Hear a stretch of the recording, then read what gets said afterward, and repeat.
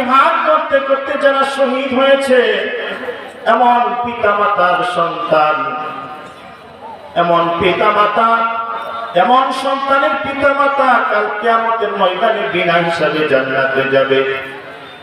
এজন্য সাহাবা کرام নিজের সন্তানকে জিহাদের ময়দানে পাঠাইতেন, এবং জিহাদে যদি শহীদ হয়ে যেত সাহাবা کرام খুশি হইতেন।